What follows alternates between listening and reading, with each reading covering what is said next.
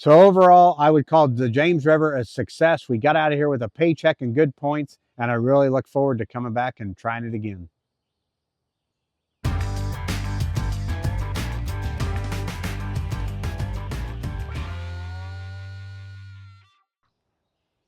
So we just wrapped up day 2 here at the James River for me, and I didn't make it to the knockout round.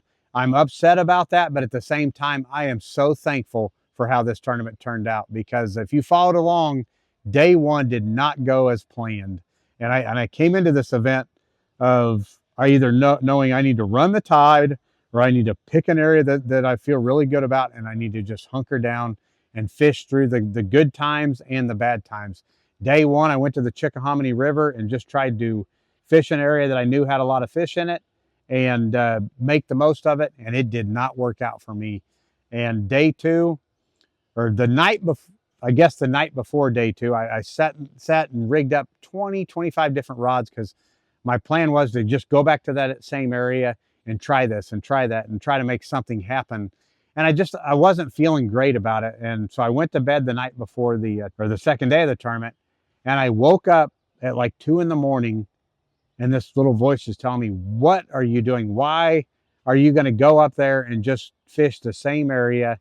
And there's no way you can fish 20 different rods in 7.5 hours of fishing and expect to have a good day of fishing. Why don't you do what you said? Come here and run the tide. And I woke up this morning with kind of a new energy of, I'm shifting gears here. I'm scrapping almost everything I found in practice or my initial plan, and I'm going with plan B. And I got up and I studied the tide. And when you fish a tidal fishery, it seems like the best tide is about the last 3 hours of a falling tide, the lower part of a falling tide. So I looked at the map, studied it, and realized that the lower portion of the James River would probably be a good place to start. I had some bites up in the mouth of the Appomattox, and then I had some up closer to takeoff up by Osborne Landing. So my goal was to get down the river to the lower end where I could get a good tide, fish a creek or two down there, hopefully get the ball rolling.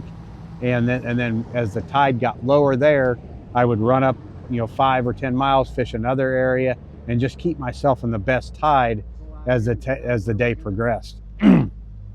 So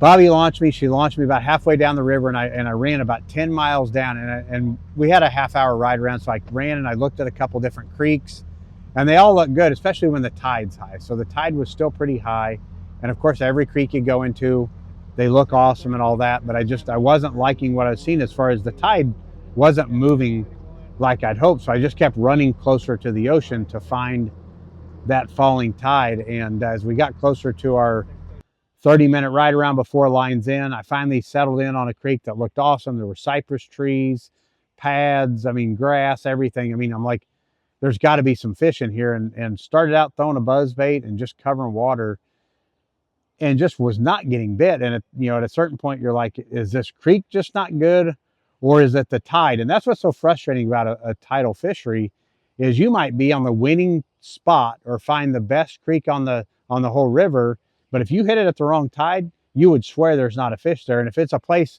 like myself, I've never fished here before, or never fished that creek, I really didn't know for sure. So I just kept the buzz bait in my hand, kept covering water, and I think probably 45 minutes in, I finally get my first bite, and it was a 112. So I thought, okay, here we've got some momentum. This creek's looking really good. Maybe the tide's getting a little bit lower, and I never had another bite in there. So at that point, it was time to pull the plug on that spot, run a little bit farther up the river to a different creek, hopefully hit that one and have some decent fish. I run up to that creek and fish for, I don't know, another 20 to 30 minutes, covering just some beautiful water. Same type of stuff I fished in practice, where you've got the Wesley calls them mother-in-law tongues, these plants off the side that are flooded, and then you've got pads mixed in. But then out from that, there's beautiful hydrilla, and I'm just working my chatterbait, throwing a buzz bait and all that, and never had a bite in that creek. So at that point, I'm like, well, we're getting to the lower end of the first period. I'm like, well, I'm going to at least run up to the Appomattox where I had some bites, and at least try to to get the wheels turning in the right direction. So I run another 5 or 10 miles up the river to the Appomattox, and got into a little area where I had a couple bites, and immediately caught a scoreable. I think I caught 2 scoreables before the end of the period.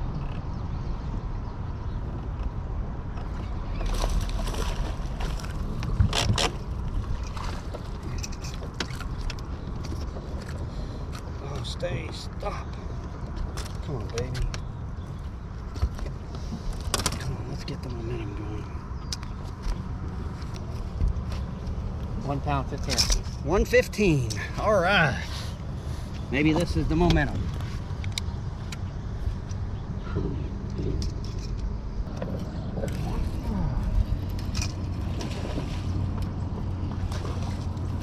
Get in the boat.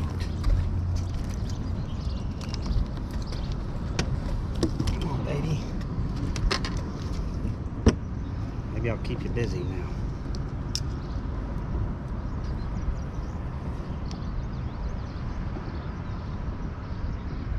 Oh. 2 pounds, 0 ounces. 2 pounder. All right.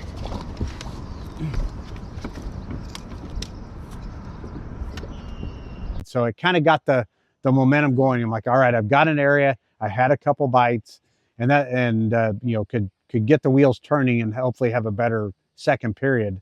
And to have my nice little break, stood back up and got to fishing, and almost immediately got to catching fish. And all I was doing was just doing what I love to do, just mixing it up between a half and 3/8 ounce chatterbait, and just hitting the shallow, weedy mother-in-law tongues. I was hitting docks. I was hitting bridge pilings.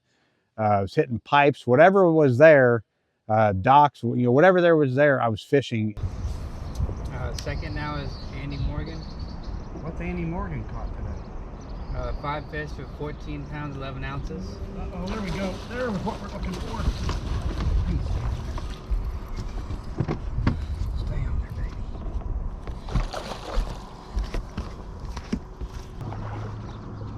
Yes, yes, yes. Oh my gosh, look at that. The hook came out of his mouth. That was my fault. I thought you were late. Look at that. Yes. Come on up here. Oh. Good? Yep.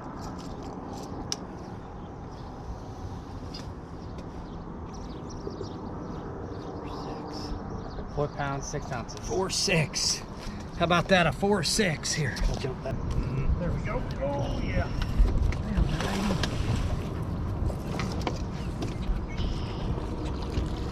Get in the boat. Yes.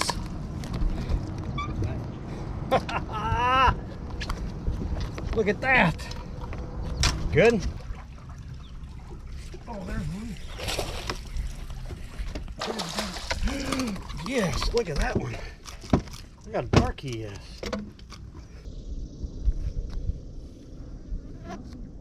Two pounds, 15 ounces. 215, what a beauty. Thank you, fish.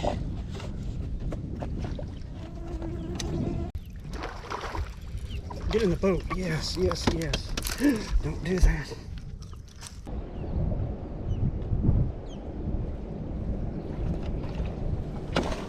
Get in the boat. Just yes. would gradually pick up a fish or 2 there. And then I had a little spurt there where I caught, I want to say 4 or 5 really quick, including a 4-something pounder. So that's what really got me. It basically dug me out of my hole. I got up into the top 20, and at that point I was feeling really, really excited and felt like there was a chance for me to get a paycheck for sure, but even possibly making the top 10. The water started to get a little stagnant in there. It just kind of was settling down, and I felt like, okay, you're getting to the bottom end of the low tide, so you're probably getting to the point where the fish are going to stop biting. So my options were I could have stayed in that area, waited for the tide to settle, go to low tide, and then start coming back in. But that's usually about a hour to hour and a half process before it finally turns the tide and starts coming in. And I felt like, and I knew I could run farther up the river and get into some good falling tide. And I had a creek up there where I pulled into the first day of practice, and I had like 2 or 3 bites in it. So I run up there and was ready to go for the final third period. So third period starts, and I'm right at the dock where I'd caught several fish in practice. And I stand up and immediately catch a scoreable on a chatterbait. Work around, there's like a log laying next to this dock, and I throw the chatterbait by it, and nothing.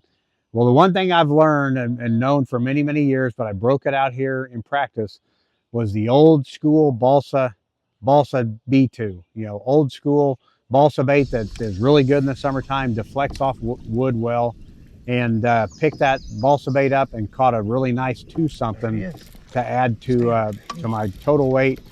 And then I got past it, skipped my chatterbait back up under the dock and caught another scoreable. So it was great momentum that I got going into the third period. So at this point now I'm giving myself some cushion, and now it's actually starting to look like there's some hope to where I could maybe even make it to the top 10. So fished a little more up that creek. I think I caught 1 or 2 little ones, but didn't even score.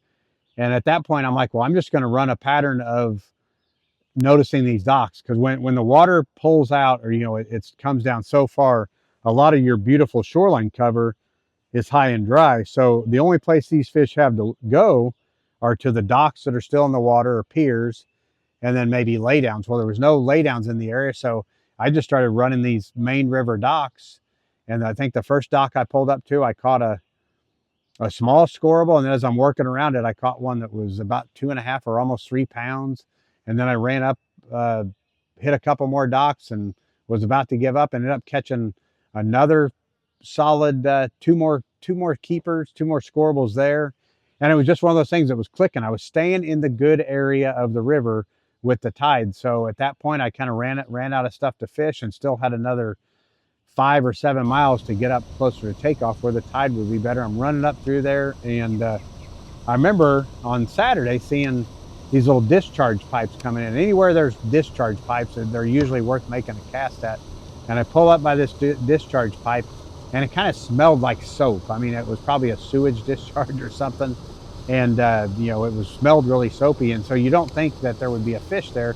And I throw my chatterbait up there right in the whitewater, and I hadn't even turned the handle. That fish must have hit it as soon as it fell in there, and I start cranking in. It's another solid 2.5 to almost 3 pounders. So from there, ran up right by takeoff, caught another scoreable. So it was just one of those things. I was just running, fishing stuff that looked good, and ended up having a really good day. So getting out at the James River with a good check, I'm going to have a top 30 finish. It's going to be good points for the AOY, making red crest. So that's such a relief. So I caught the fish doing what I love to do here. Caught them on a 3/8 and ½ ounce green pumpkin or black and blue chatterbait, or an old school balsa B crankbait. 7, 6, 5, 4, 3, 2, 1. Lines out.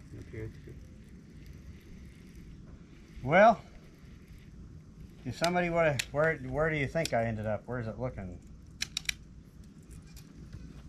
As of right now, you stand in 17th place. The total, well, today's total is 47 pounds, 12 ounces. Overall, you have 63 pounds, 9 ounces, which puts you 10 pounds over the money line. Awesome. 17th. If somebody would have told me 17th to start the day, I would have signed on a dotted line. We got close. We came in, within 3 pounds of 10th place? Yeah. So, what an awesome way to wrap up the tournament. Just went fishing today, went to all new water, did what I like to do, and it worked out.